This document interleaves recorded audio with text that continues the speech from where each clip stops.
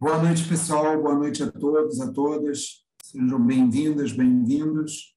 Obrigado pela presença de todos e todas. Bom, vou dar início, então, à aula aberta, agendada para hoje. Desculpe. Bom, meu nome é Marcelo Bezerra, eu sou professor Marcelo, do DAO. Oi. tem umas pessoas ainda que estão conectando o áudio. Então tá, vamos esperar um pouquinho. A gente podia esperar um minutinho. Se puder até interromper a esse gravação. Processo de entrada Bom, boa noite a todos e todas. Meu nome é Marcelo Bezerra, eu sou professor e coordenador de graduação do Departamento de Arquitetura e Urbanismo da PUC-Rio e coordeno também diversos cursos na CCE. E essa palestra ela é uma aula aberta do curso de Métodos Ágeis na Arquitetura, modelo tipo de gerenciamento de projetos, e essa aula aberta tem como tema como o gerenciamento de projetos pode ajudar na precificação do projeto arquitetônico. A palestra ela vai ser proferida pela arquiteta Sônia Lopes, que também é professora do curso que mobiliza essa aula aberta. Sônia, desejando uma excelente aula aberta a todos, um excelente evento, eu passo a palavra para a Sônia.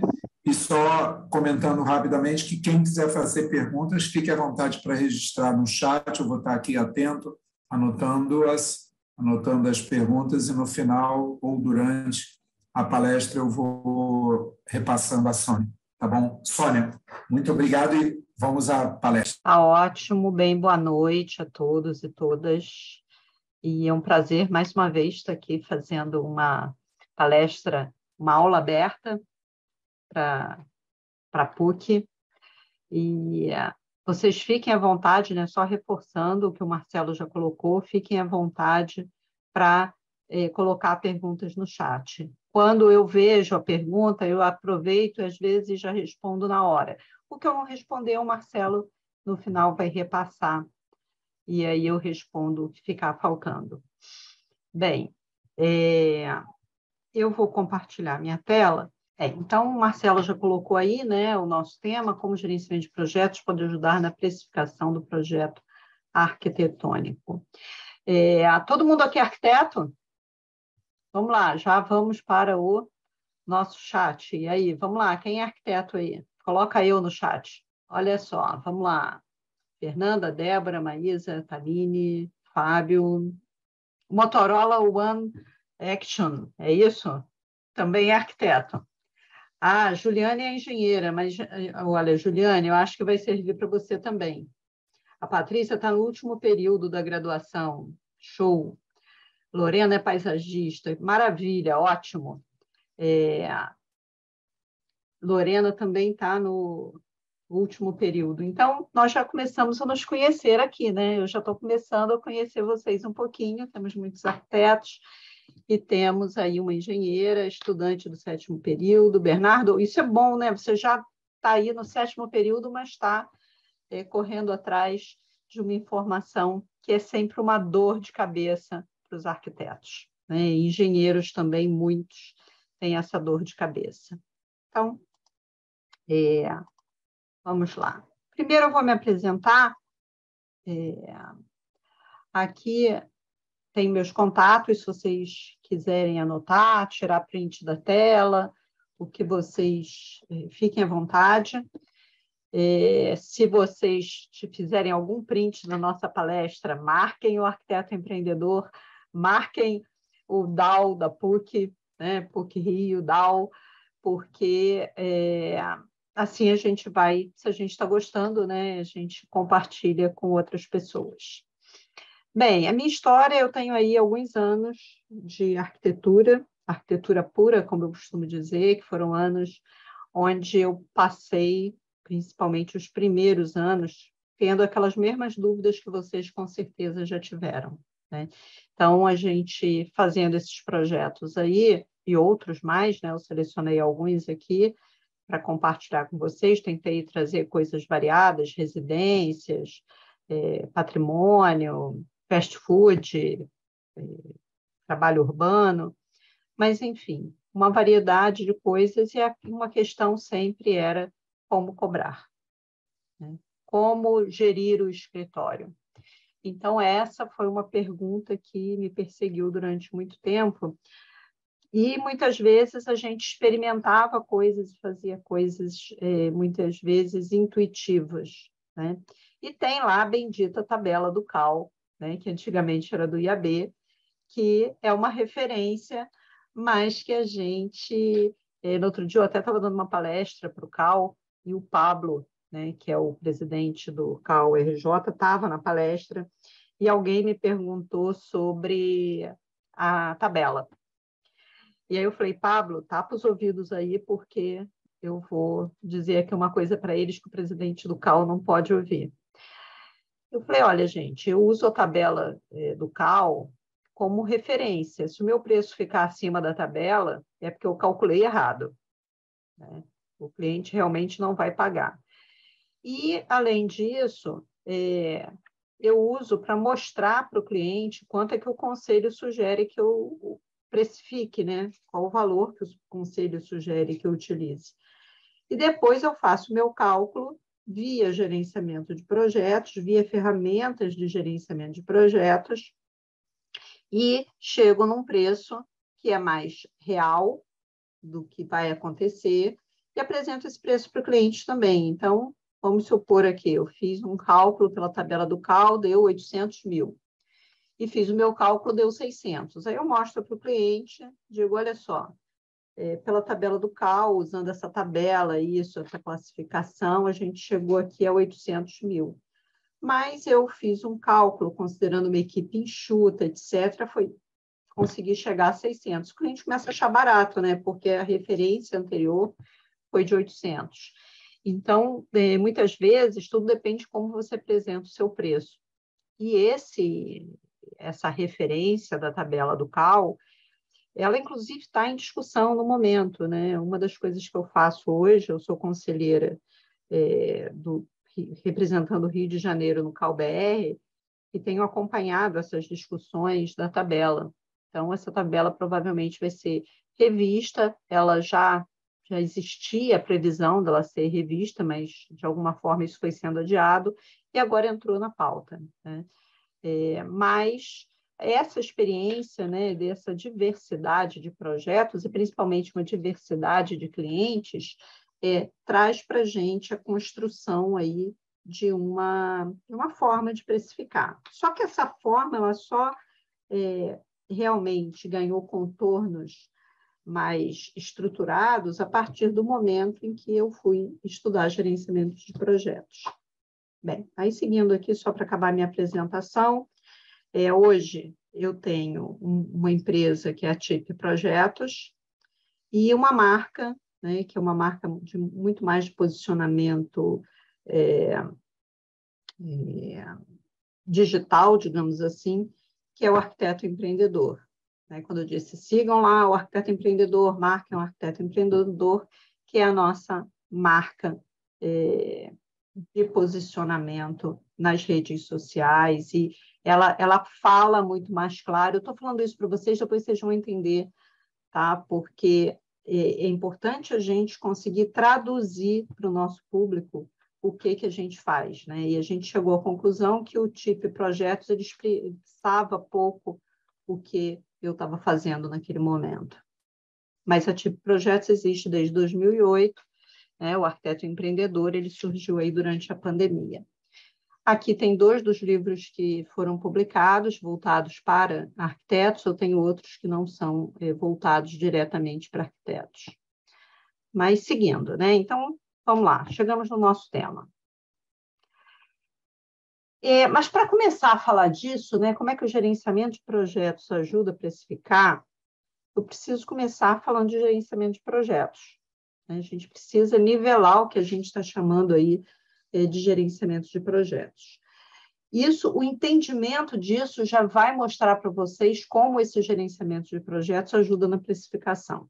Quando a gente fala de projeto, a gente fala de um esforço para atingir um objetivo, um esforço que se dá num determinado tempo, né, com o objetivo de gerar um produto ou serviço único. Então, a gente está falando do esforço, eu não estou falando só do que eu vou entregar para o cliente, eu estou falando de todo o esforço necessário. Se o meu projeto for alcançar o Everest, que as pessoas veem é o momento que eu chego lá, mas eu tenho ali todo um preparo, tenho uma alimentação especial, tenho uma série de treinos, né? Então eu tenho todo um esforço ali que as pessoas não veem que é feito, mas que me permite uma forma física para conseguir atingir esse objetivo. A gente fala de gerenciamento de projetos, a gente está ligado a um cronograma também. Projeto, por definição, é algo que tem início e fim. Eu sei quando começa e sei quando termina. Quando a gente está falando isso, a gente está dizendo que eu tenho, sim, que atingir um objetivo, mas dentro de um determinado prazo, né? E os nossos clientes sempre pedem esse prazo. Então, se esse prazo aumenta ou se esse prazo diminui, se eu preciso, consequentemente, mexer na minha equipe, esse preço vai mudar. Ok? Vocês concordam comigo? Né? Se eu tenho mais prazo, de repente eu faço sozinha, eu não preciso ter uma equipe muito especializada, dá tempo de treinar essa equipe.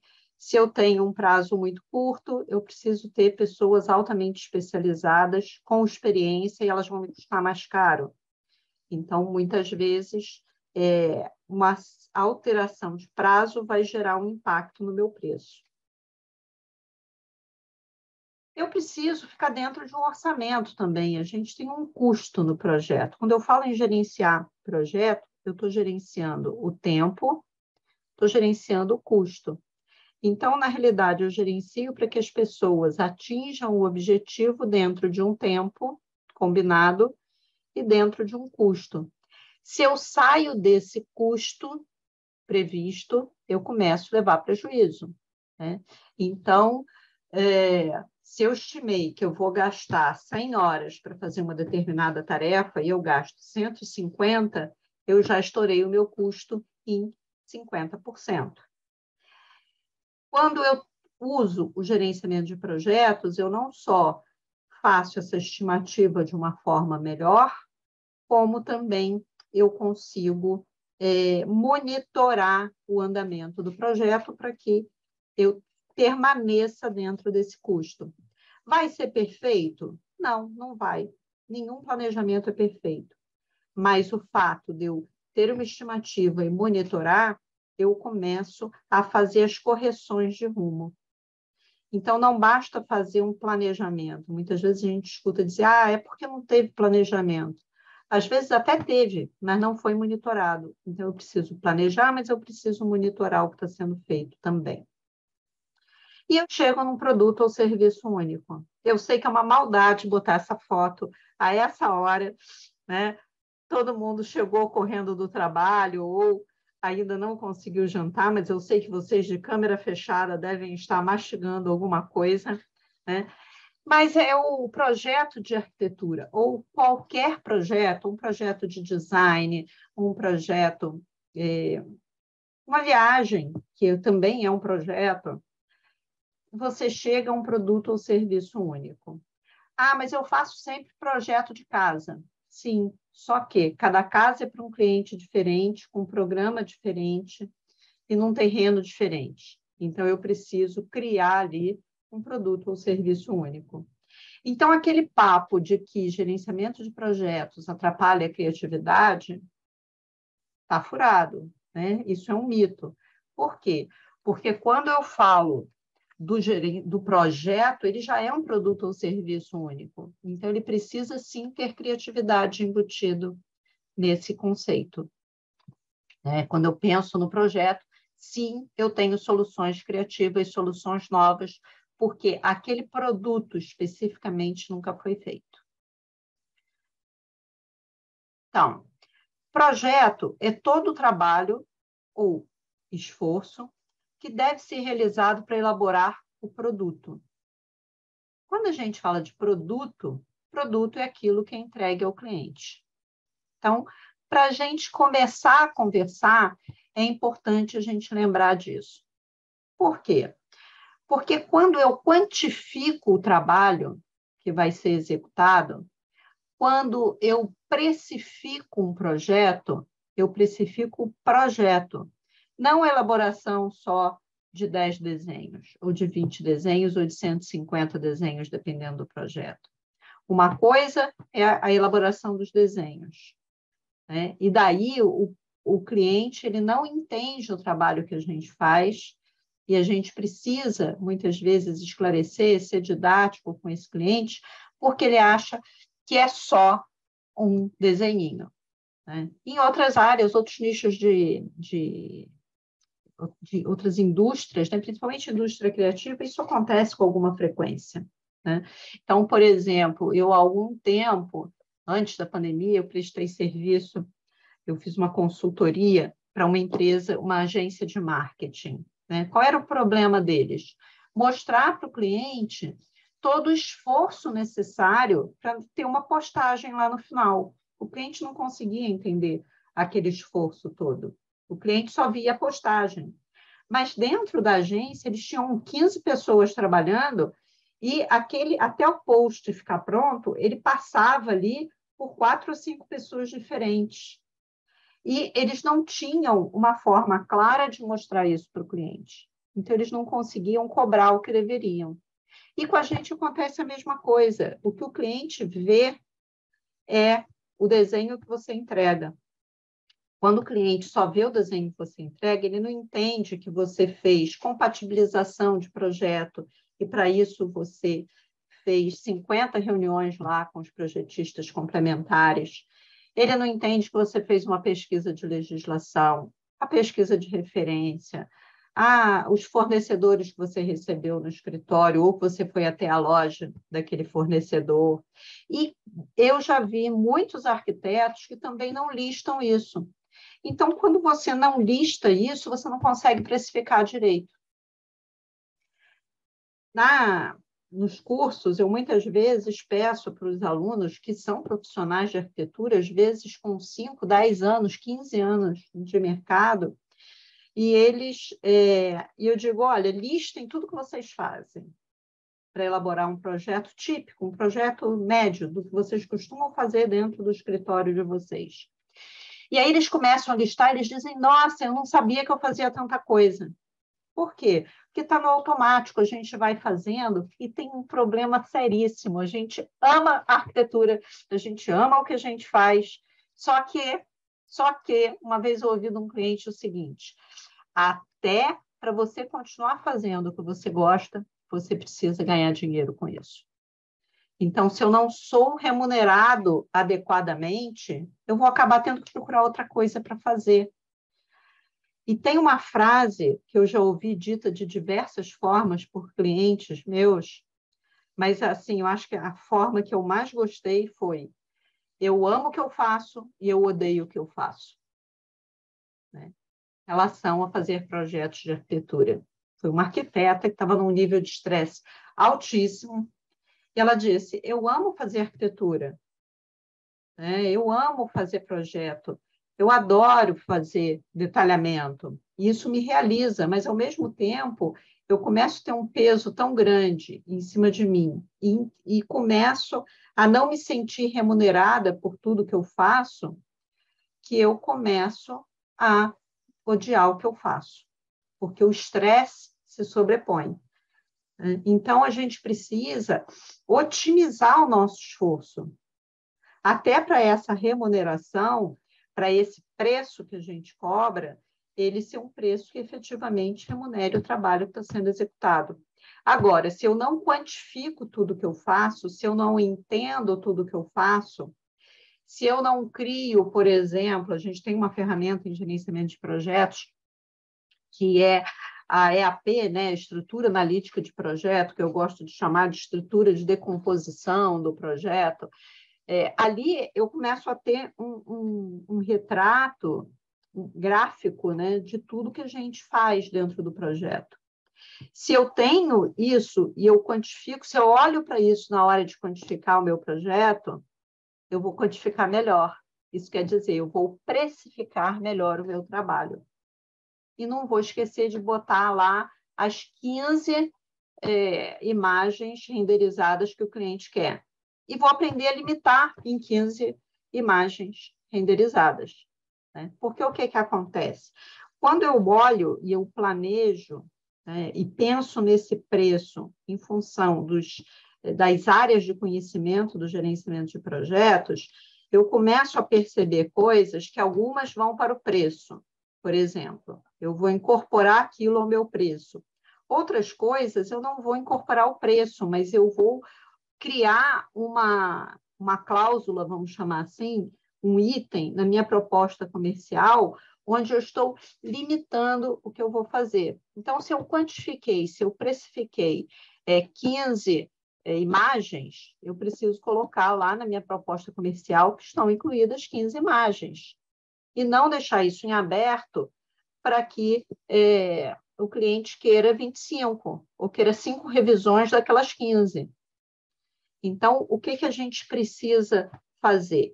Quando a gente entende esse mecanismo todo de gerenciamento de projetos, normalmente a tua precificação é mais clara para você e te facilita no monitoramento. Inclusive, fica mais claro para você explicar ao teu cliente o que está incluído e você defender esse preço.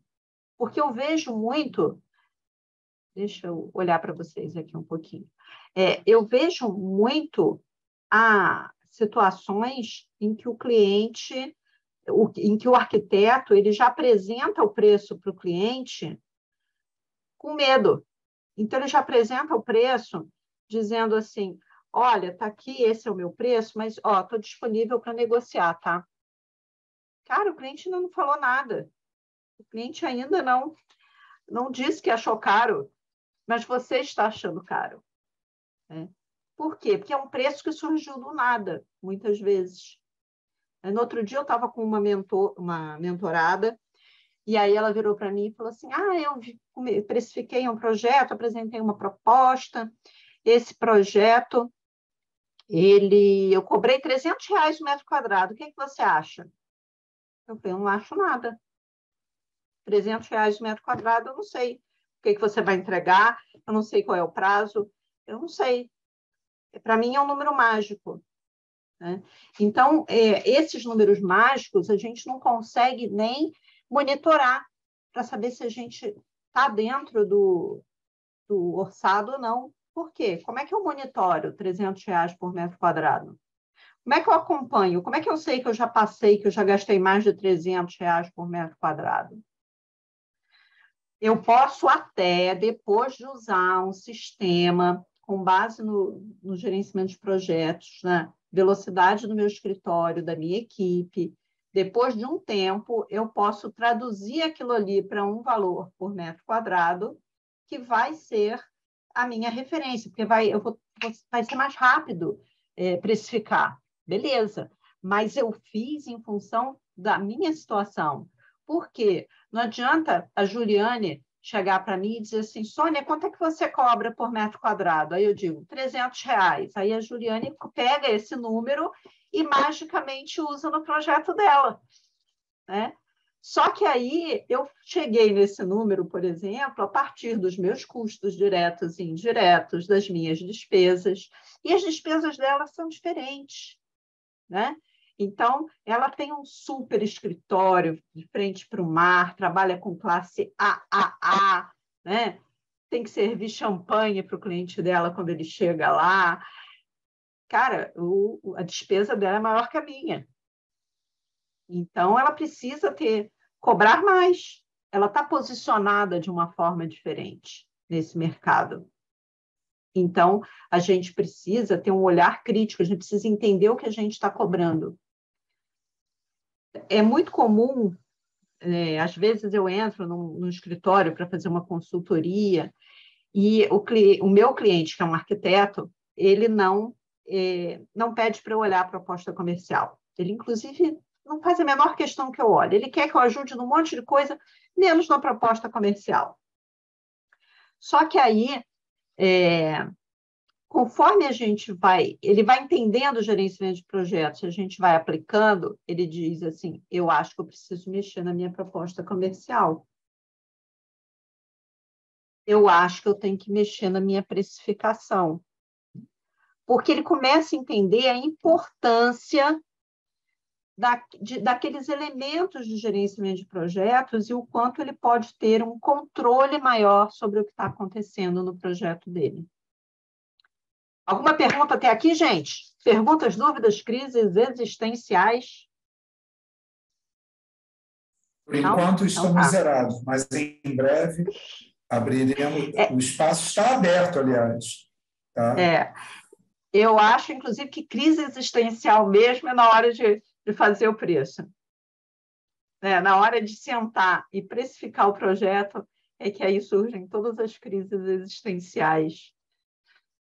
Vamos continuar, então. E aí, o que acontece é o seguinte, vocês estão vendo essa pecinha vermelhinha aqui, que está na mão ali de alguém, de um homem, provavelmente, parece mão de um homem.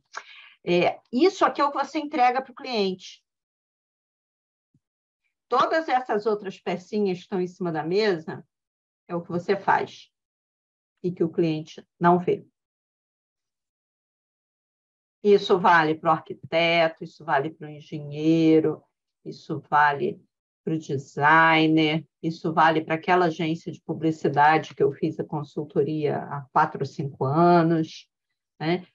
Eles não conseguiam entender, e a maioria dos arquitetos também não, como é que ele cobra por isso aqui. Ontem eu estava com uma mentorada e eu estava ajudando ela a construir um preço. E ela dizia, mas eu não sei quantificar isso. Como é que você faz? Como é que eu faço com ela, no caso? Né? Como é que eu fiz com ela? Eu peguei na mão e fui dizendo, olha, isso aqui você faz. Você demora quanto tempo para fazer isso? Você faz sozinha? Você vai com alguém? Então, decompondo esse trabalho. Mas se eu trabalho sempre no mesmo nicho de mercado, eu preciso sempre decompor esse trabalho? Não. Essa é a vantagem. Você vai fazer um projeto diferente, a quantificação vai ser diferente, mas a decomposição do trabalho vai ser a mesma para cada nicho de mercado. Então, você vai conseguir, se eu faço edifício comercial e edifício residencial, eu preciso ter uma decomposição de cada um desses tipos de trabalho. Então, às vezes, eu tenho uma decomposição para reforma sem acréscimo de área, que não precisa passar na prefeitura, e tenho uma decomposição do trabalho para reforma com acréscimo de área e construção nova. Porque aí já entra projetos complementares, eu preciso ter alguma consultoria de... Gente, estou aqui um negócio na minha tela e não vai embora. Então, eu preciso ter, numa tipologia de reforma com acréscimo de área e edificação nova, eu tenho ali um fluxo de comunicação com o projetista complementar, eu tenho um fluxo de comunicação com a prefeitura, e com isso eu tenho uma série de outras atividades. Mas a mesma decomposição do trabalho normalmente serve. E o que eu vou fazer, em função do porte desse trabalho, eu vou quantificar ali as minhas horas, a minha equipe, o tempo. Então, gerenciar projetos é fazer acontecer. Mas fazer acontecer com planejamento, acompanhando, executando esse planejamento e monitorando o que está sendo executado. Não dá para a gente se pendurar lá no ponteiro do relógio e não deixar o relógio ir. O relógio vai continuar girando, mas a gente vai precisar monitorar. Por quê? Porque se a gente sai do planejado, eu começo a ter problemas lá no final. Então, eu preciso ir corrigindo o rumo conforme a coisa acontece.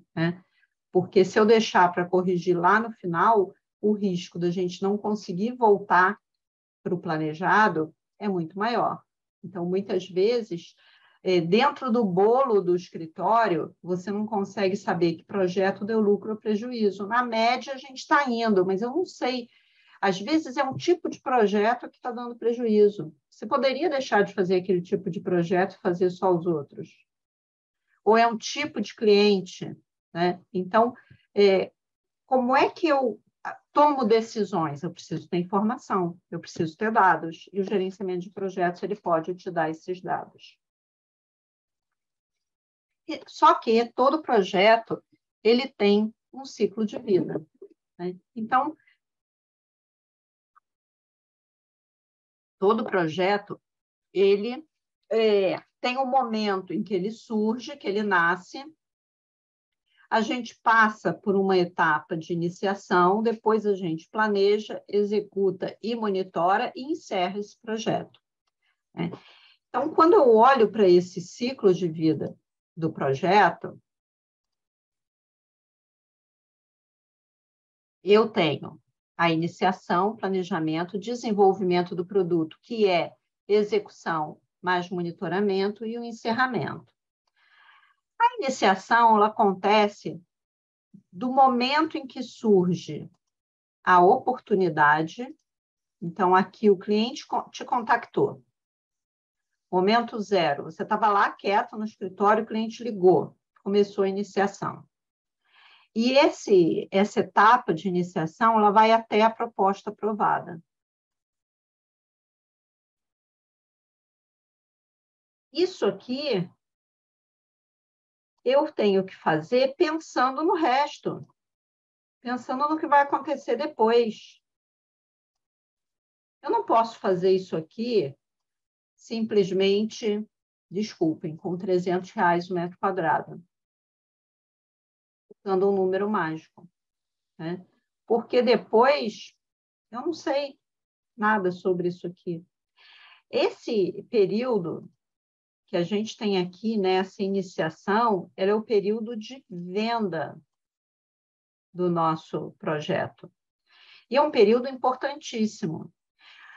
Durante muito tempo eu dei aula, e ainda dou, né, porque eu ainda estou na UF, na Federal Fluminense, com turmas genéricas de gerenciamento de projetos, mas na FGV eu viajava o Brasil inteiro, fiz isso durante uns 12, 13 anos, viajando o Brasil inteiro e conversando com pessoas das mais diversas regiões, dos mais diversos tipos de projeto. E empresa grande tinha sempre uma reclamação, que era o seguinte: nesse momento aqui de venda, era um departamento que vendia. E depois, na hora de executar, era outro departamento que executava. Então, as pessoas sempre reclamavam o seguinte: o cara que está vendendo aqui, ele não está preocupado com a execução. Então, ele às vezes vende uma coisa com condições que não são possíveis, essas condições elas não são possíveis de serem executadas. Isso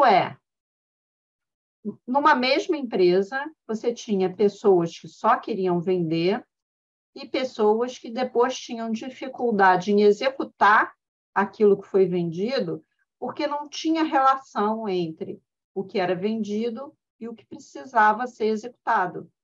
Então, se assumia aqui determinadas verdades, determinadas premissas, determinadas condições contratuais, que depois a parte de produção tinha dificuldade em executar. Tá, mas isso é uma empresa grande, Sônia, e daí? E daí o seguinte: a maioria dos escritórios de arquitetura, quem faz isso também. E ainda assim, o sujeito vende um negócio aqui que ele não sabe se dá para executar. E aí eu não consigo entender como é que sobrevive no mercado dessa forma, sem sequer se incomodar muitas vezes, né? Porque é a mesma pessoa, ele arma uma armadilha para ele mesmo. Então, a gente tem que entender que quando a gente está nesse período de venda, eu preciso sim vender, mas eu preciso olhar lá para frente. Opa! Eu preciso olhar lá para frente para esse desenvolvimento do produto. Eu vou vender uma coisa que eu vou ter que executar depois, ou eu vou ter que coordenar a equipe que vai executar? Isso vai direto sinalizar no meu bolso. Então, eu preciso vender de uma forma mais consciente. Nessa etapa, a gente tem um envolvimento, desde o primeiro momento, a gente tem um briefing inicial, que é um briefing que não é o briefing que a faculdade te ensinou a fazer. Né? O que a faculdade ensina a gente a fazer é um programa de necessidades. E a maioria dos arquitetos se preocupa aqui em fazer um programa de necessidades. Sim, eu preciso saber qual é a área, né? Eu preciso saber se tem 1, 2 ou 3 pavimentos, mas eu não preciso saber detalhes daquele programa de necessidades, mas eu preciso fazer perguntas que me ajudem a entender o perfil desse cliente, até mesmo o perfil psicológico desse cliente.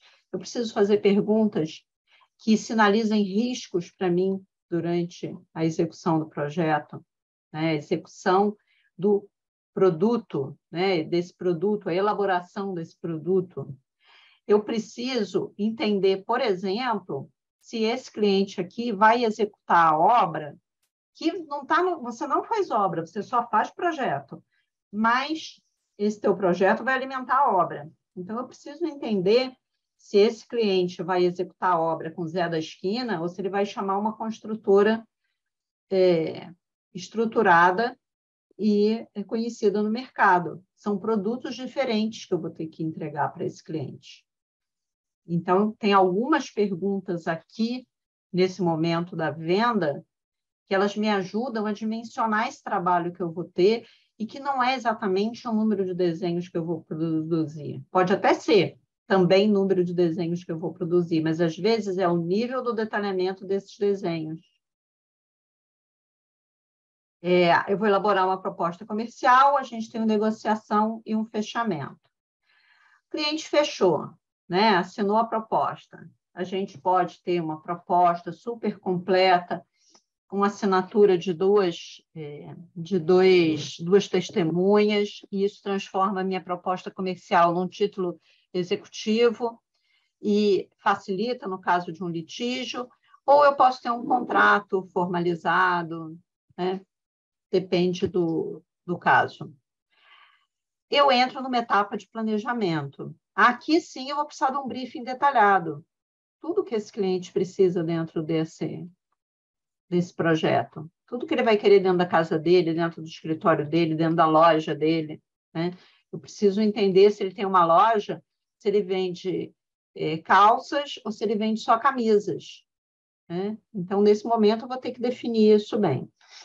Vou fazer um planejamento macro, um cronograma macro, vou definir o que vai ser produzido e as etapas de produção.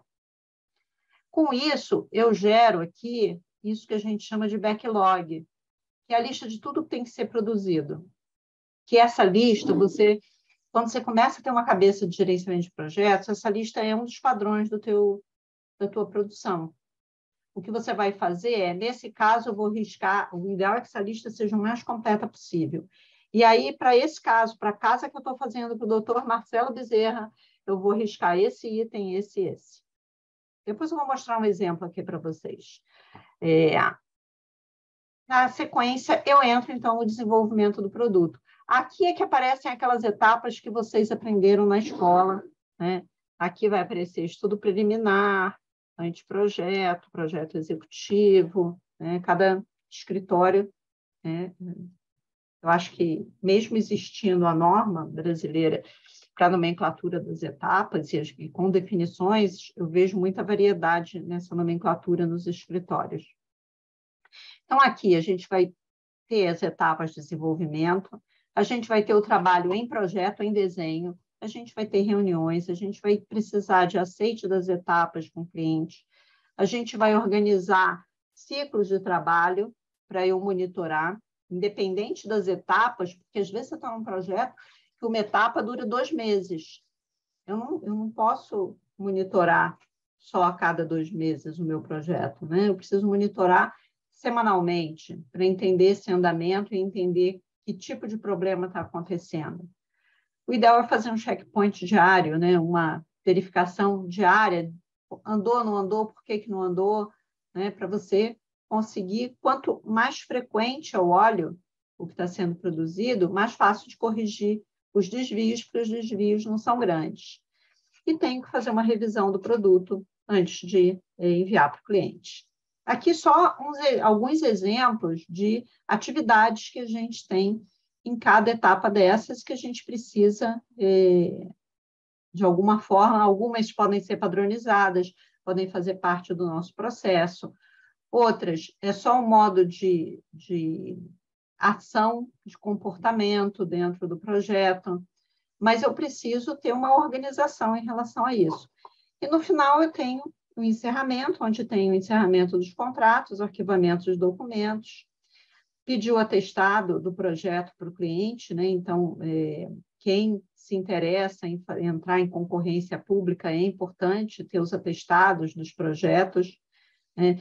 Tirar as fotos, organizar as fotos, fazer publicação em redes sociais e, principalmente, gerar lições aprendidas, porque as lições aprendidas elas vão realimentar o processo. O que eu aprendi nesse processo aqui como um todo vai me ajudar a planejar e, consequentemente, precificar os próximos projetos. A etapa de iniciação precisa ter muito conhecimento de execução, digo, a etapa de desenvolvimento do produto. Seguinte, você precisa, para você vender um projeto, você precisa entender o que vai ser vendido, né?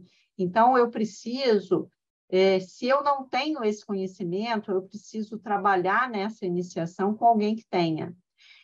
Então, por exemplo, é muito comum, nos últimos anos, vou dar um exemplo meu, eu ia dar um exemplo genérico, mas eu vou dar um exemplo meu.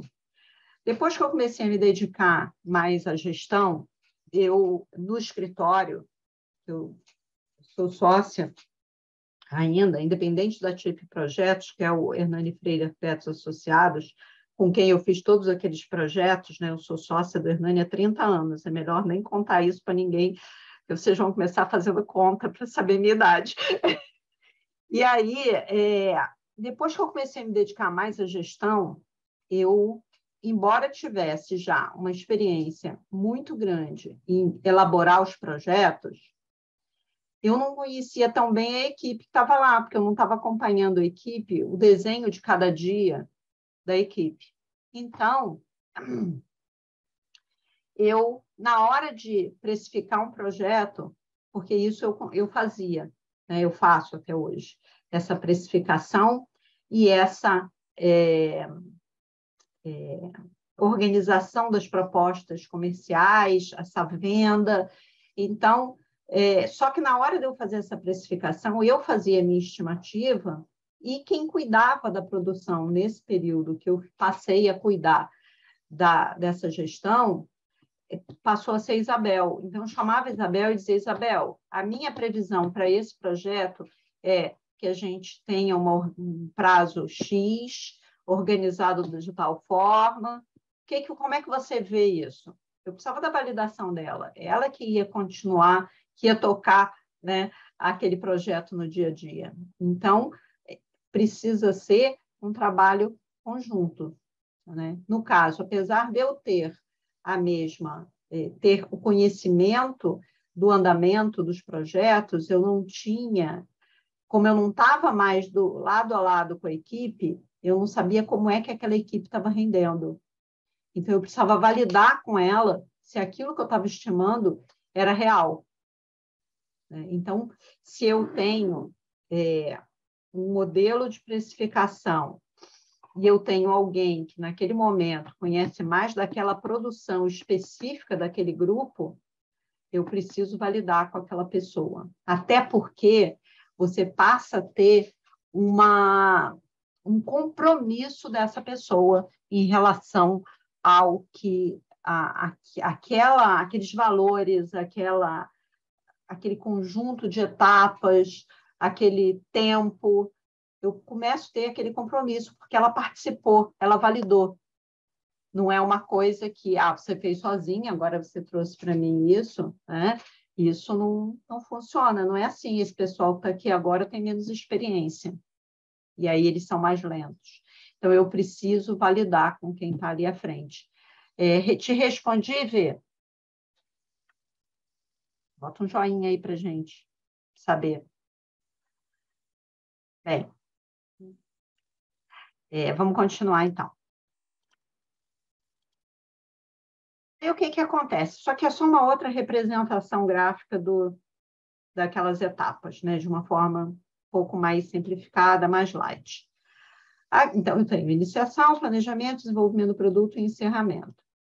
Eu posso fazer isso usando o que a gente chama de métodos preditivos, onde eu tenho mais documentação, onde eu tenho, para alguns, né, eu não gosto de usar essa palavra, mas para alguns tem uma burocracia maior, mas eu também posso usar isso de uma forma um pouco mais leve, com métodos ágeis. Se a gente vai fazer um projeto do Museu do Amanhã, é um projeto muito grande, muito complexo, a gente tem muitos subcontratados, eu vou precisar usar muitas ferramentas de métodos preditivos, porque ele é um projeto mais complexo. Mas eu posso usar um misto, em algumas situações, usar métodos ágeis também. Se a gente pensar na média de projetos que a gente faz no nosso dia a dia, com equipes internas, né, projetos que, às vezes, o escritório tem 10, 15 pessoas, ou o projeto tem, no máximo, 10 pessoas envolvidas, eu consigo tranquilamente usar os métodos ágeis do início ao fim. Tá? E aí, quando eu falo de métodos ágeis, a gente tem ferramentas diferentes, métodos, modelos, vários tipos de frameworks, como o pessoal gosta de chamar, e a gente usa, né, isso que a gente propõe no curso, que está patrocinando essa palestra, é um misto. Né? Quando eu falo, o Marcelo falou logo no início, né, métodos ágeis para arquitetos, tal. O que é isso? Né? O que a gente leva nesse curso? A gente leva um conjunto de ferramentas, né, de boas práticas do mundo ágil, que é mais leve do que os métodos preditivos, para você ter um ferramental que te permita passar por todas essas etapas. Bem, então, resumindo, quando a gente fala do projeto, a gente tem aí um grande horizonte pela frente e eu preciso delimitar o que está dentro do meu projeto, delimitar o que eu vou entregar para o cliente logo no início, porque eu vou ter que cobrar tudo que eu entrego para o meu cliente. Então, aquela precificação que eu faço no momento da venda, eu tenho que mirar lá no horizonte. Aquele horizonte é o que eu vou entregar para esse cliente. Beleza até aí, pessoal? Tem alguma pergunta, Marcelo, até aqui? Sem ser aquela da V que eu respondi? Não, por enquanto não. Tá. Então, agora a gente vai entrar num tema que eu acho que tem mais pergunta, que é o famoso como precificar, né? E aí, como é que a gente precifica? Eu já falei aqui de uma forma de precificação. Eu falei dos R$300 o metro quadrado, né? Aquela forma. Eu costumo dizer que tem uma outra, que é o cara lambe o dedo assim, levanta o dedinho, vê para onde o vento está soprando, e aí ele escolhe o preço que ele vai dizer para o cliente também. Vocês precificam como? Alguém gostaria de compartilhar? Metro quadrado, eu já falei. Homem-hora. Homem-hora já é bom. Olha só, Débora, você está indo num caminho bom. HH.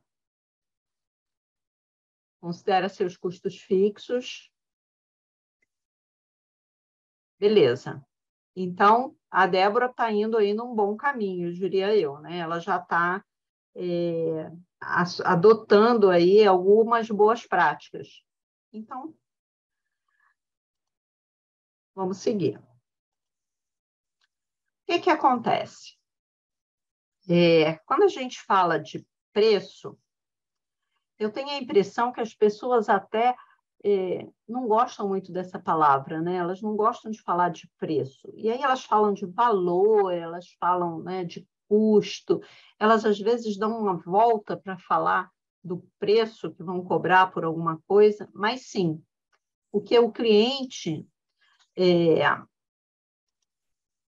paga é o preço por um determinado serviço ou por um determinado produto. Mas eu preciso estar atento ao custo. O custo, ele é decorrente da construção do produto. Ele está aliado à construção do produto. Mas eu tenho também um valor, que é a percepção do cliente em relação àquele produto. Então, quando eu falo do preço, e aí eu vou dar uma rabiscadinha aqui do lado, quando eu falo do preço, aquilo tudo que vai ser cobrado para o cliente, aqui dentro eu tenho o custo, que ele é ligado diretamente à produção. Eu tenho o custo direto, ligado diretamente à produção. Mas eu também tenho aqui custos indiretos, que vão se somar, parte dos custos indiretos, porque isso vai ser rateado. Vou ter parte das minhas despesas, que também vai ser rateado. Eu tenho que perceber se eu tenho algum risco naquele contrato, e aí eu posso colocar aqui um percentual de risco, e eu vou ter um lucro. E depois eu vou ter os impostos. Quanto maior a percepção de valor do cliente, mais eu consigo aumentar o meu lucro. Eu consigo ter uma diferença maior aqui. Se o cliente percebe mais valor no que você faz, ele vai pagar mais. Em algum momento da sua vida, você deve ter comprado uma roupa porque todo mundo, nem tenha sido na adolescência, gente, assume, lembra aí, porque aquela roupa vai trazer, ou aquela bolsa, ou aquele tênis, vai trazer um status para você. Então, você paga por aquele tênis, por aquele jeans, por aquela bolsa, muito mais do que você pagaria numa com uma qualidade equivalente que não tem aquela marca estampada, porque você percebe valor naquela marca. Então, o preço sobe. Quanto maior o valor percebido, mais o preço sobe. Só que eu posso fazer isso controlando o meu custo, monitorando o meu custo. Então, vamos seguir. Mas o preço é consequência de um monte de coisa, até mesmo da forma de pagamento, né? Imagina o seguinte, no outro dia uma cliente minha quis pagar uma consultoria no cartão. Quando ela paga no cartão, se por um lado tem uma vantagem de que ela não vai atrasar o pagamento, ela não vai esquecer de pagar, eu não vou ter que cobrar ela, por outro lado tem a taxa do cartão. Então, eu preciso considerar isso no meu preço. Além dos impostos, que são os impostos que o tipo de empresa que eu tenho me exige que eu pague, e aí é variável dependendo do tipo de empresa, etc. Você tem que conversar com o seu contador, mas a minha empresa, por exemplo, é quase 17% de imposto. Além disso, vai ter a taxa do cartão. Então, eu preciso considerar esses números. Eu não posso pensar no meu preço sem pensar na forma de pagamento. Ah, mas aí eu não sei, eu posso fazer como? Eu falei, olha, eu posso botar lá na minha proposta comercial que o meu preço é 50 mil e uma forma de pagamento, e colocar uma observação. Para outras formas de pagamento, será estudado caso a caso, por exemplo. E isso me preserva na hora que o cliente disser, mas eu quero pagar em 10 vezes no cartão. Aí você diz, beleza, mas tem a taxa do cartão. Ele sabe que tem a taxa do cartão. Claro que ele vai fazer corpo mole, mas ele sabe que tem a taxa do cartão. Todo mundo sabe que tem.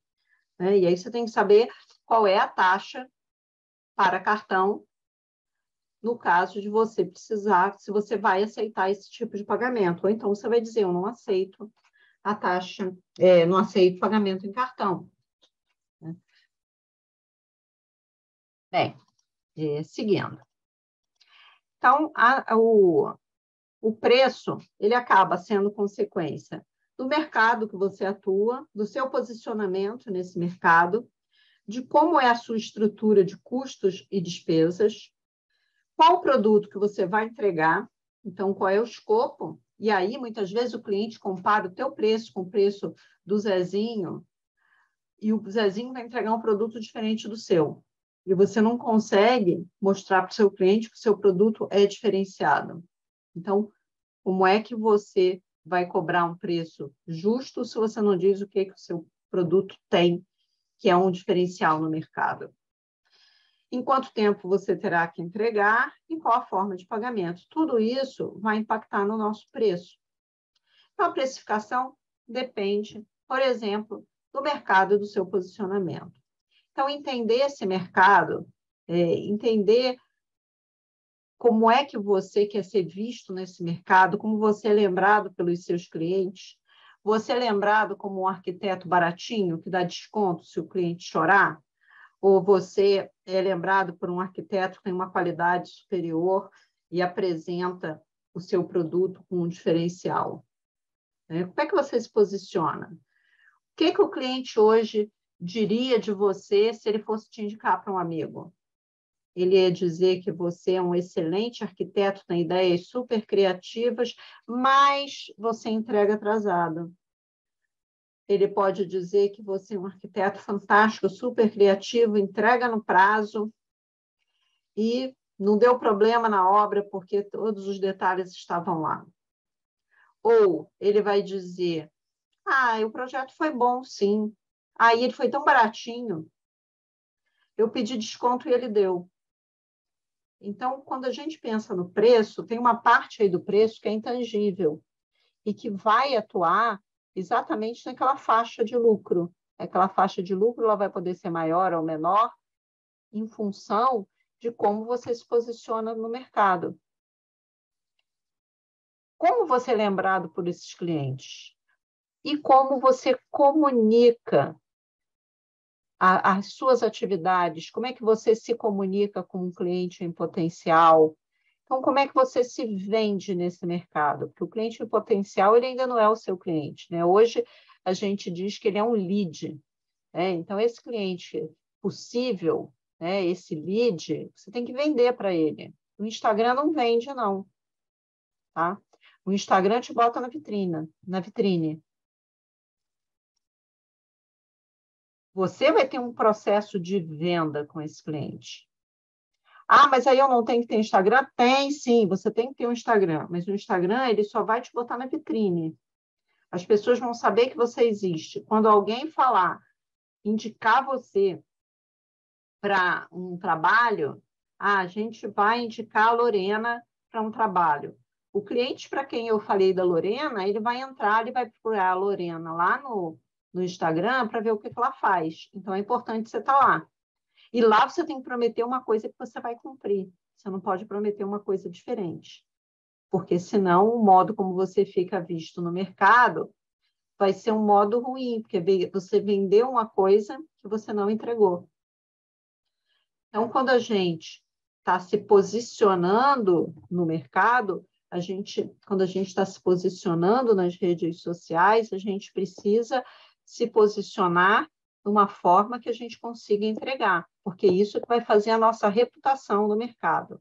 A reputação sempre existiu, só que antes ela era só no boca a boca, né, próximo.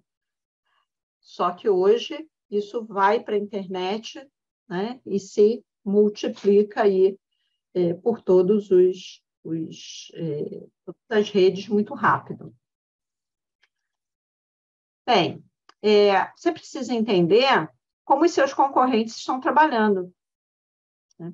Como é que você tem que dar essa olhadinha, tá vendo esse cara aqui de vermelho, que está dando a olhadinha ali para o cara de azul? Né? Como é que ele trabalha? Como é que está lá? O que é o meu diferencial em relação a ele? Né? Então, como é que os meus concorrentes estão atuando? Ah, mas é difícil conseguir isso. Você tem amigos que têm mais ou menos atuam mais ou menos no mesmo mercado que você. Você pode entrar numa associação, alguma rede, alguma confraria de arquitetos, né, que vão se reunir para tomar um vinho, mas também vão falar de negócios. Né? Crie um grupo, participe de um grupo, crie relações, criar redes de verdade. Né? Rede social você não vai conseguir que alguém que você só curtiu te diga alguma coisa, mas numa rede real as pessoas trocam.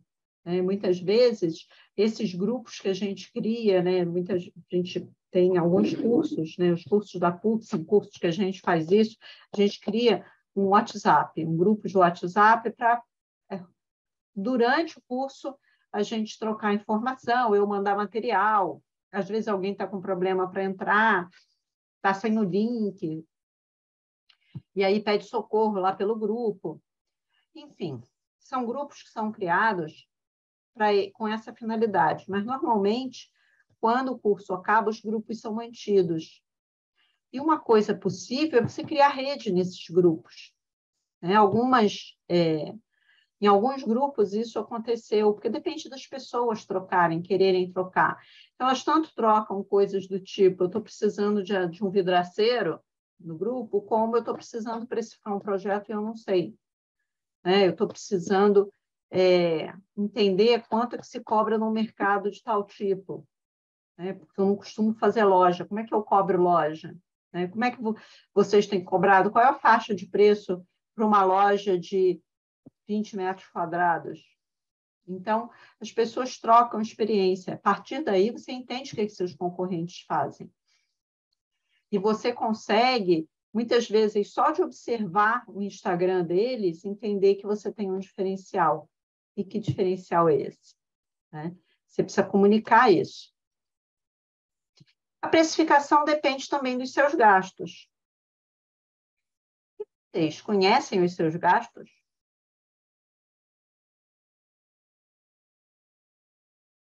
Como é que é? Como é que são os gastos de vocês? A Débora falou que trabalha considerando os custos fixos dela, né? Então, ela provavelmente acompanha esses custos fixos. O Vitor também falou que tem uma planilha com custos fixos e variáveis. Então, provavelmente, ele conhece também esses números. Mas, e aí? A maioria não acompanha isso de uma forma precisa. Até tem uma ideia, mas não tem uma referência precisa, principalmente em relação aos custos fixos do projeto. Tá? Porque a gente precisa pensar no projeto, não são meus custos fixos do escritório. Muitas vezes são despesas, o que você está considerando, e não o custo fixo do projeto. Então, vamos entender o que são esses gastos. Gastos são custos, que são gastos ligados à produção. E aí, quando eu falo de custo de um projeto, eu estou falando de homem-hora, eu estou falando de um 3D que eu encomendei para alguém fazer fora. Então, eu terceirizei um render, ou aqueles 15 renders que estão na minha proposta. Isso vai ser um custo direto do meu projeto. Eu tenho ligado à minha produção o software, o AutoCAD ou o ArchiCAD, que eu uso para todos os projetos. Então, ele é um custo, porque ele está ligado à produção, eu preciso dele para produzir, mas ele é usado para todos os projetos. Então, quando eu faço a conta de um projeto específico, o custo desse software, ele precisa ser rateado por todos os projetos. Eu posso também escolher trazer esses custos indiretos para o meu pacote aqui de despesas e ratear tudo de uma vez. Posso. É uma escolha sua dentro desse seu mecanismo, dessa sua planilha aí de gastos. Mas se eu for precisa em relação às definições, os custos eles são ligados ao produto, à produção, e os gastos eles estão ligados à empresa. Então, o que vai entrar nos gastos, desculpa, voltando, os gastos ligados à empresa, eles são considerados despesas. Então, um contador ele vai olhar dessa forma na hora de organizar esses gastos. Quando a gente está falando dessas despesas ligadas à empresa, a gente tem também fixas e variáveis.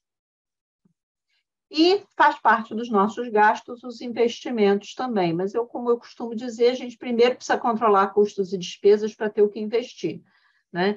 Então, eu posso ter, sim, considerar que eu tenho um investimento que eu preciso fazer e que vai ser um valor que eu vou considerar nos meus, nas minhas precificações, porque eu quero que a minha empresa cresça, porque eu quero colocar BIM no meu escritório. Meu escritório hoje está só com AutoCAD, eu quero implementar o BIM, eu tenho que trocar todos os computadores, então eu preciso ter um fundo para isso. Isso eu vou precisar investir. Bem, então vamos lá. A gente pegando, né, essas definições, algumas eu já falei, mas vamos trazer aqui só para dar uma organizada. A gente tem os custos que estão ligados ao produto ou serviço que você vende. Eles podem ser diretos ou indiretos. O custo direto é aquele que eu consigo separar para cada projeto e o custo indireto ele vai ser rateado por todos os projetos. As despesas elas são ligadas à empresa, né? E elas precisam também ser rateadas. Eu tenho despesas que acontecem todo mês, elas são despesas fixas, mas eu tenho despesas que são variáveis, que elas não acontecem todo mês. Elas são eventuais, então uma manutenção que eu preciso fazer no meu escritório, um problema que deu na placa de vídeo do computador, ela não é uma despesa fixa. Embora uma empresa contratada para fazer manutenção nos computadores, pode ser que eu tenha ela como uma despesa fixa e que ela recebe um valor todo mês. Mas aquela placa de vídeo que eu tive que comprar, ela gera para mim uma despesa variável. Eu preciso fazer o rateio das despesas e dos custos indiretos, e esse rateio você precisa ter uma prática, você precisa definir como vai ser feito e vai ter sempre que ser feito do mesmo jeito, pelo menos durante um período, um ano inteiro, ou 6 meses. Você não pode cada vez ratear de uma forma diferente, porque isso vai mascarar algum problema. Então, combina com o seu contador qual é a melhor forma de ratear aquelas despesas. Tem escritório que a gente rateia pelo número de lugares, né? Então, eu tenho lá 10 lugares no escritório, isso quer dizer que eu tenho uma capacidade de produção de 10 profissionais.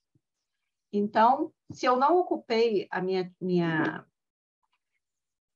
todos os 10 lugares, se eu não ocupei a minha capacidade de produção, é porque eu não estou conseguindo vender projeto. Mas se aquele projeto que eu vendi, ele só ocupa 5 lugares, eu não posso botar nele como... Ele pode até pagar todas as minhas despesas, mas na hora que eu vou entender se aquele projeto deu lucro ou prejuízo, eu não posso considerar na conta daquele projeto todo o 100% das minhas despesas, porque ele só ocupa 5 lugares, então ele só ocupa metade da minha capacidade produtiva. Então, tem escritório que a gente rateia pela capacidade produtiva, tem escritório que é rateado pelo número de horas que o projeto ocupou naquele mês, no total do que foi gasto. Tem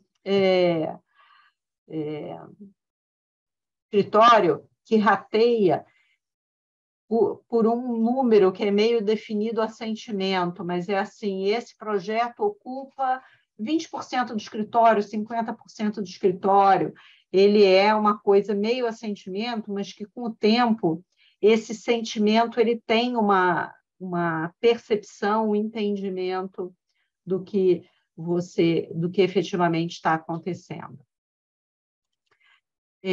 A gente tem o faturamento, que é tudo que entra no caixa da empresa.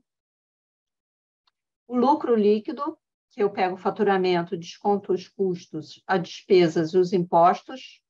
E aí entra uma pergunta que é frequentemente feita: o lucro não é seu, o lucro é da empresa, o seu é um salário, um prolabore, né? Você tem que receber um valor pelo trabalho realizado. Não é se der lucro você recebe. As horas gastas nos projetos precisam entrar na conta do projeto e elas precisam ser remuneradas. E o prolabore é a remuneração do sócio que trabalha pela empresa. Um sócio investidor, ele não tem prolabore. Um sócio investidor, ele só recebe distribuição de lucro. Mas um sócio que trabalha pela empresa, ele recebe prolabore. Então, eu trabalho efetivamente pela empresa, eu recebo um prolabore. A cada 3 meses ou a cada 6 meses, a gente faz uma distribuição de lucro, em função de algo que foi combinado lá no início, quando a gente criou a empresa. Ou em algum momento que a gente sentou para revisar as regras. A gente vai ratear esse lucro pelos sócios. Então, eu posso ter um sócio tem um percentual maior, outro sócio tem um percentual menor, ou todos os sócios recebem o mesmo percentual. Então, essa distribuição de lucro, ela é algo a mais, e ela não é mensal.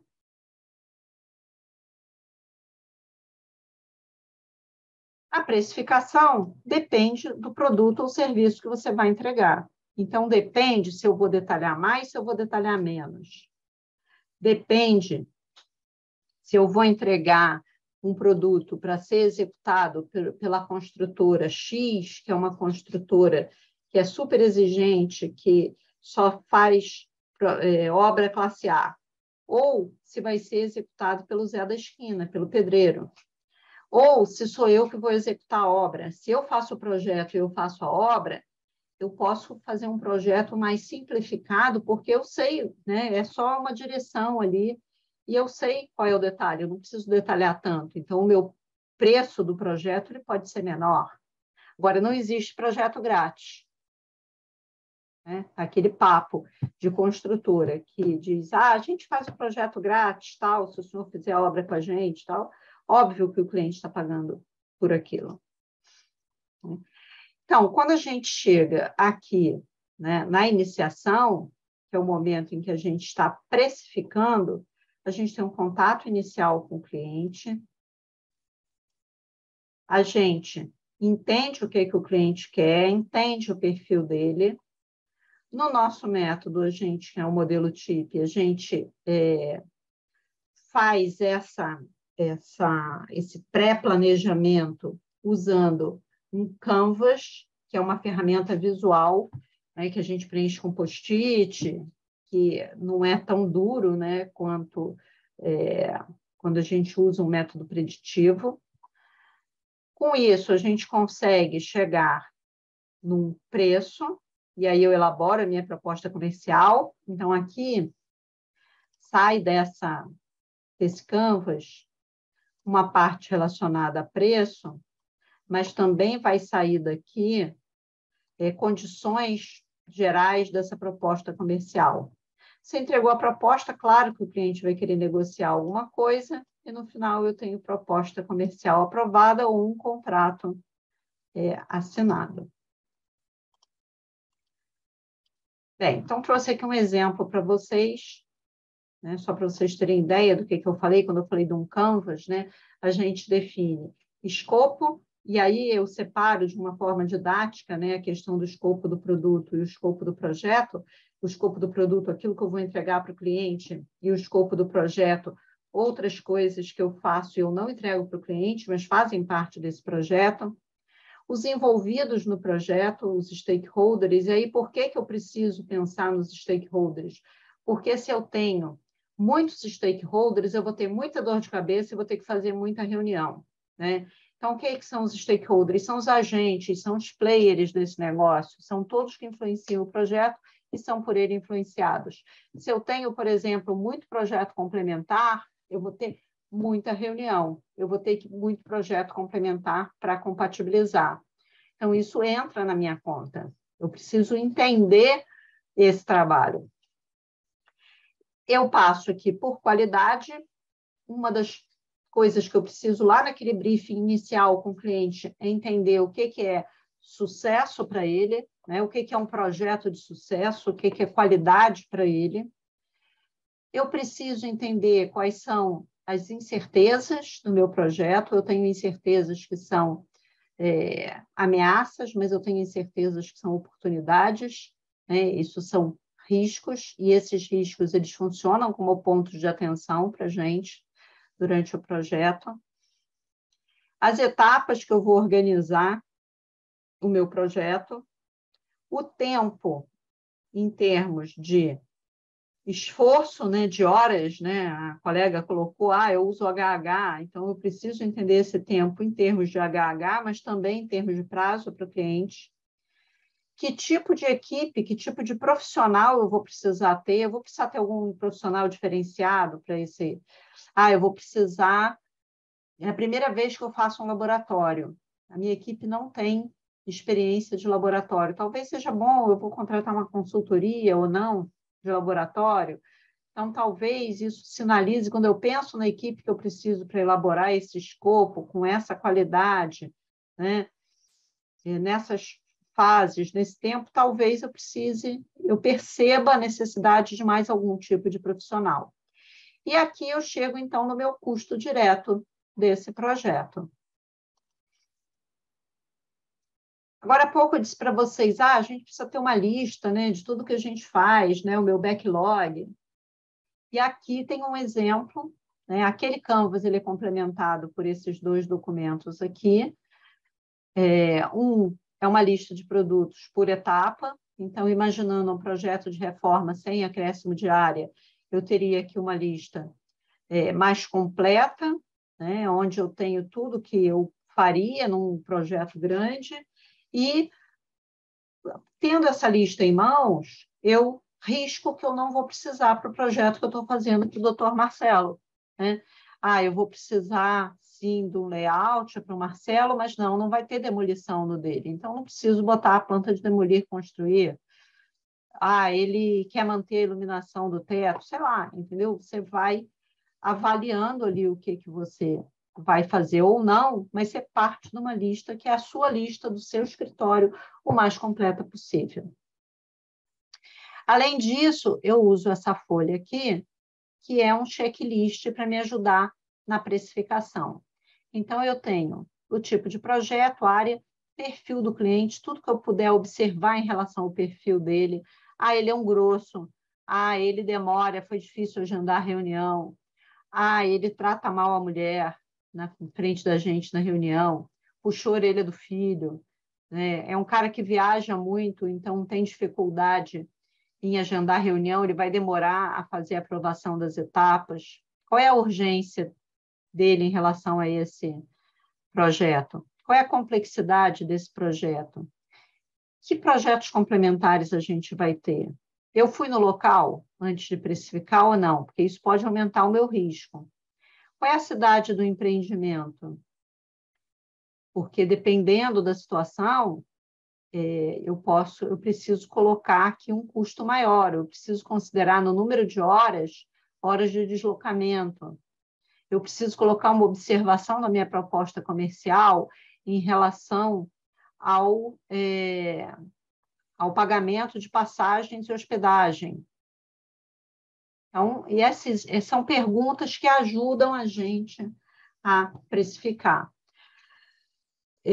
Os exemplos que a gente trabalha normalmente são mais genéricos, e em cada nicho de mercado você começa a identificar que você precisa de uma ou outra pergunta a mais.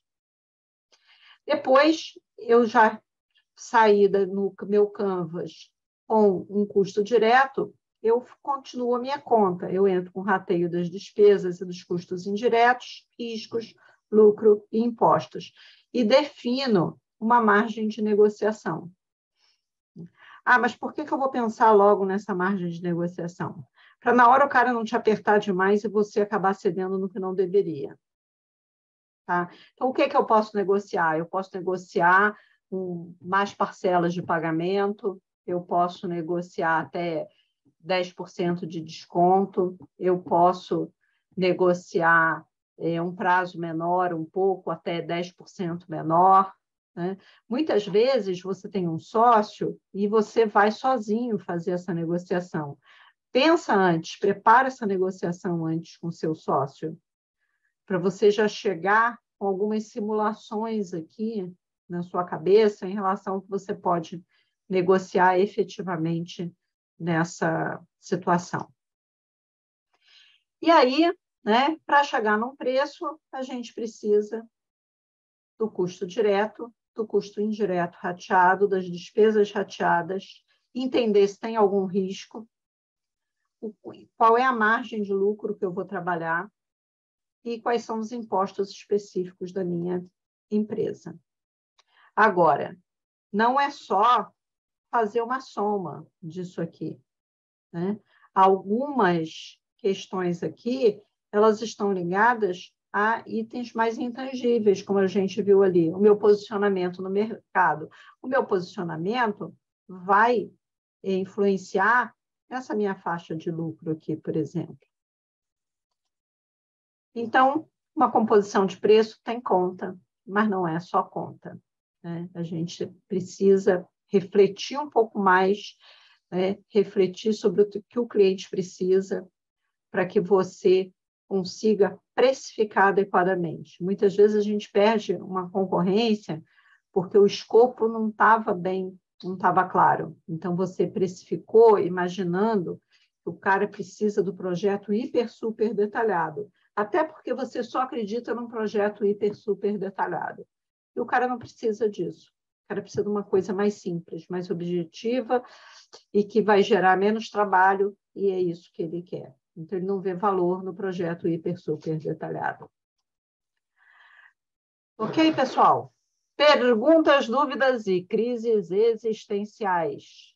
Exemplo, tem aqui, ó. A Débora está perguntando exemplo de direto e indireto. Só que agora, Débora, eu não sei, custo ou despesa?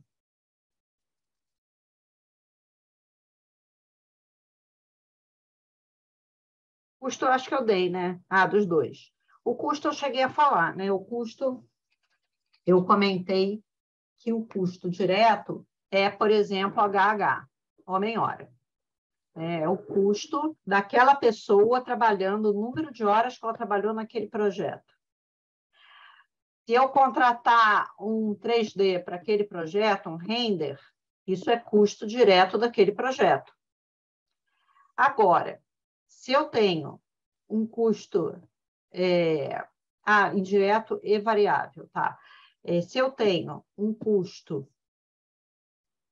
com software, ele é um custo indireto, porque o software atende a todos os projetos do escritório.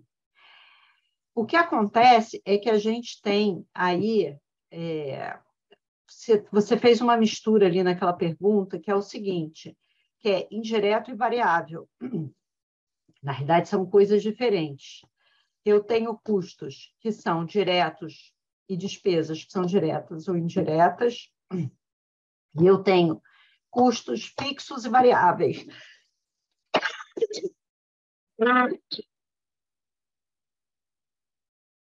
Desculpa.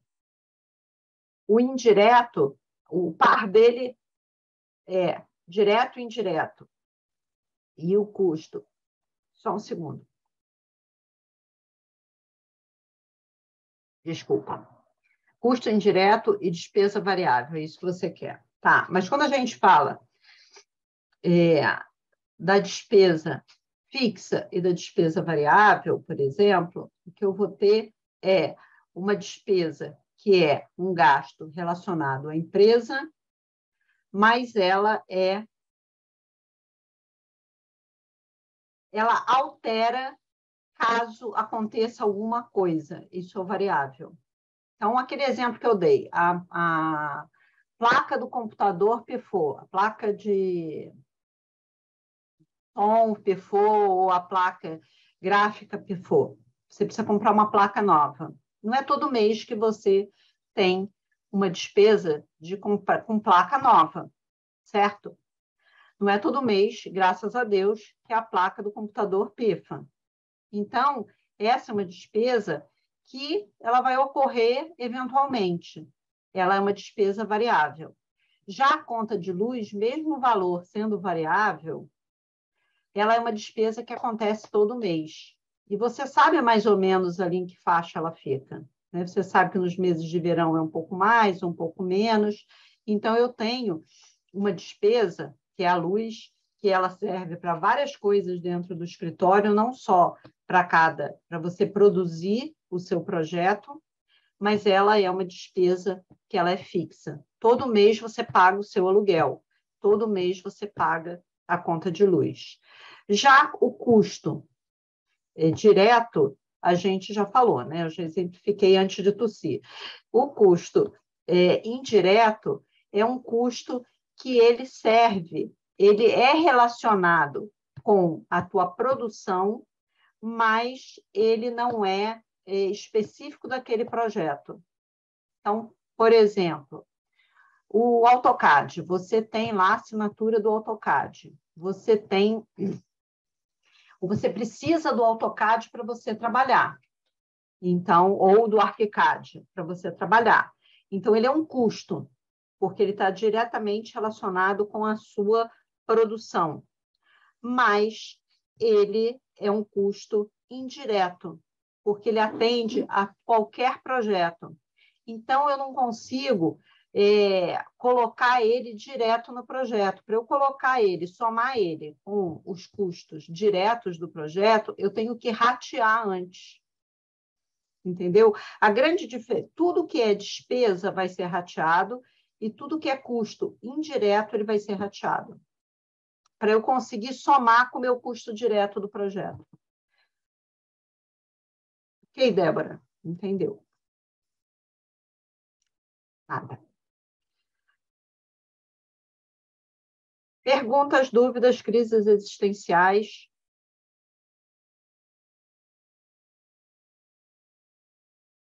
A Juliane disse que tinha dificuldade em precificar.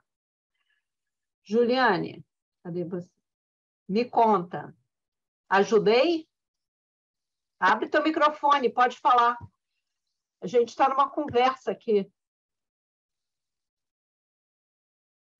O formato, Sônia, ela só consegue escrever. Acaba que a forma... Tá bom, então. Mas olha só, na aula eu garanto que vocês conseguem perguntar e falar comigo. Legal, o Motorola chama-se Bárbara. Vamos lá, Bárbara. Só assim eu fiquei sabendo que você se chama Bárbara, tá vendo? A gente estava te chamando aqui de Motorola. E, aliás, se vocês quiserem certificado, vai ter que dizer que tem certificado da palestra, Marcelo? Tem que botar o nome aí. É exatamente isso que eu ia comentar. Tem que mudar o nome rapidinho e colocar o nome e sobrenome conforme a inscrição. Mas a dúvida está aí contigo, fica à vontade. Tá, então vamos lá. Meu nome é Bárbara, minha dúvida é, e nos casos em que meu custo fixo for baixo, porque não tem muitas despesas? Aí eu vou falar o seguinte, todo mundo que está começando, começa trabalhando em casa, começa trabalhando na casa dos pais, começa trabalhando no quartinho de empregada, né? E aí, monta o seu escritório ali, e aí diz assim, eu não tenho custo fixo, né? Só que você não está pagando aquilo, de repente, para sua mãe, que é quem paga a conta de luz, né? Ou você não está separando aquela despesa, aquele gasto, né, em relação ao que você está gastando efetivamente.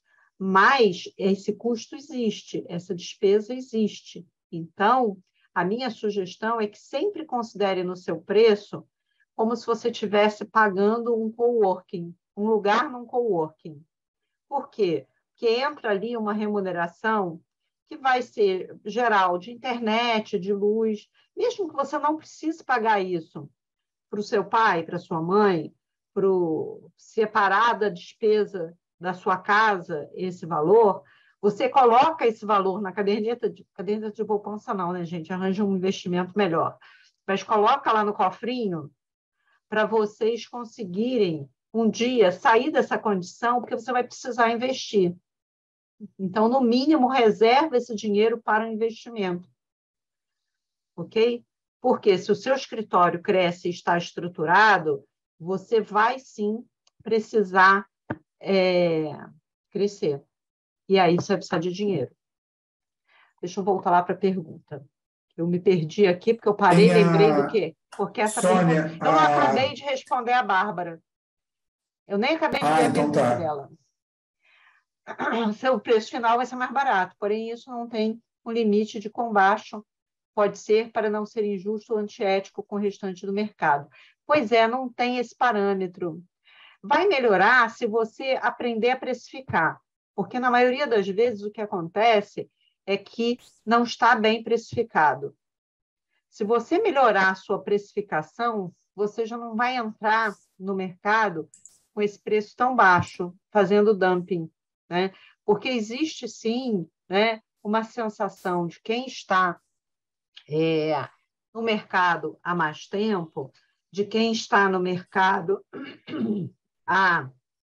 de uma forma mais estruturada, de que um recém-formado ele entra com preço muito baixo. Então, às vezes, a concorrência é desleal. Só que o cliente sabe que aquele profissional é um recém-formado. Ok?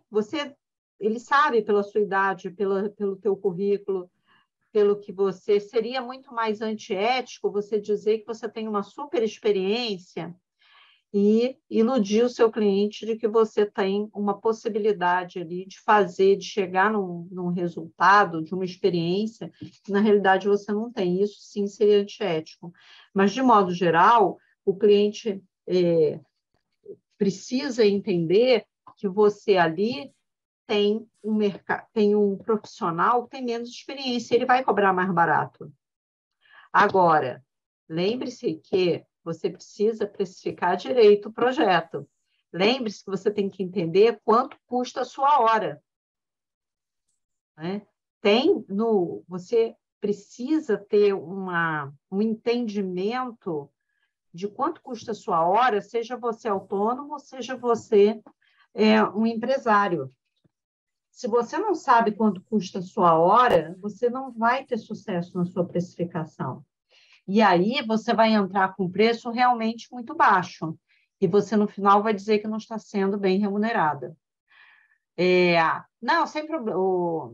Bárbara, não precisa se desculpar, não. Foi só uma brincadeira, tá? Porque na correria você não mudou o seu login aí. Mas se você quiser certificado, você vai ter que dizer Bárbara de quê, tá? Para quem está começando, é difícil se posicionar e saber quanto de lucro, porque queremos ter clientes. Sim, verdade. O que acontece é que, se você precifica direito, provavelmente você vai ter um lucro ali por volta de 15%, 20%, 25% estourando, no máximo. Quem é muito bom no mercado, está muito tempo no mercado, vai ter um lucro de 25%. Tá? Mas eu pego o número de horas, não sei o quê, e multiplico por 3. Eu estou tendo um lucro de 200%. Não está. Porque, na realidade, quem faz a conta dessa forma, normalmente está esquecendo de colocar um monte de coisa. o rateio das despesas, os impostos, porque tem um número mágico aí também no mercado que diz o seguinte: você calcula um número de horas que você vai gastar, isso é o seu custo direto, e multiplica por 3. Tá? Os consultores financeiros sugerem que você faça esta conta, que é uma das contas a serem feitas. Essa não é de todo ruim, por quê? Porque você vai ter uma estimativa de horas e de custo direto que você consegue monitorar. Se você fica em torno de 33% do preço que você cobrou, você está conseguindo receber ali um lucro em torno de 20%, provavelmente, se você não tiver despesas absurdas. Mas se você não detalhar essa planilha, você, na hora de cortar, você não sabe onde é que está indo, onde é que está o seu ralo, né? Onde está escoando esse dinheiro. Você não sabe se é na produção, você não sabe se é nas despesas, se você está gastando. Eu conheço escritórios que saíram, que mudaram de lugar fisicamente, porque quando o mercado entra em recessão, você não pode ter um escritório numa localização que o IPTU é uma fortuna. Né? Ok, você continua na Zona Sul, mas você pode sair daquele lugar onde você estava e ir por um outro. Ou o dono do imóvel quer renegociar e provocar um aumento muito grande no aluguel. Então, você começa a buscar um outro imóvel. Por quê? Porque o seu lucro vai embora só no aluguel. Né? Então, por quê? Porque o aluguel subiu muito de um momento para o outro, por exemplo. Né? Então, esse tipo de observação você começa a fazer quando você tem uma planilha que você consegue olhar os dados e tomar decisão. Fernanda, eu envio o orçamento para o cliente sempre com medo de estar muito caro. Pois é, Fernanda, porque se você não tem certeza de como você precificou aquilo, você está sempre com medo de estar muito caro e você não consegue defender para o seu cliente. Se você tem consciência de como você precificou, você não passa por essa sensação de que você está cobrando demais. A Juliane também comentou que ela também passa por essa tensão. Normal, gente. Problema de todos, o medo de ser barato demais ou caro demais.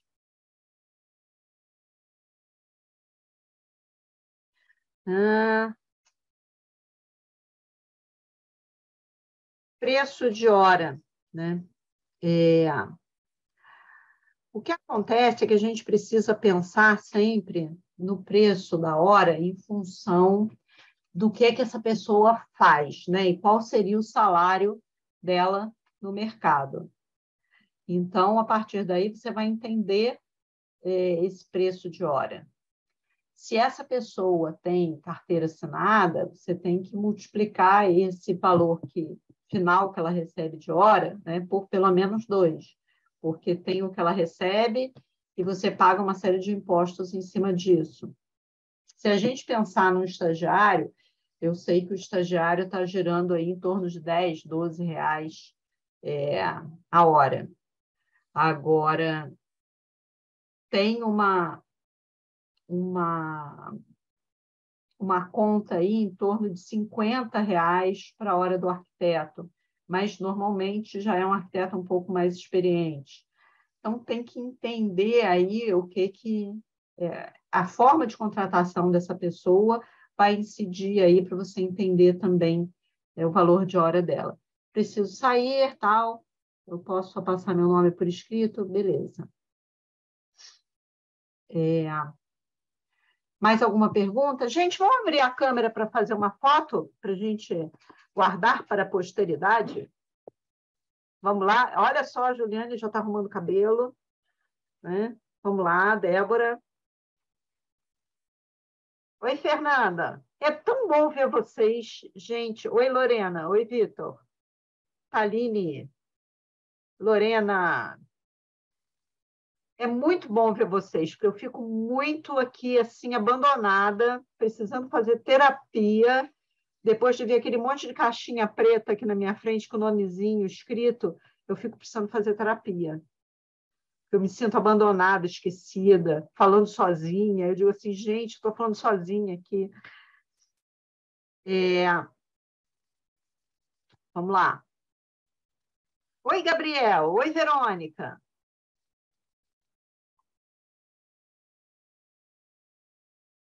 Cristiane, não aparece.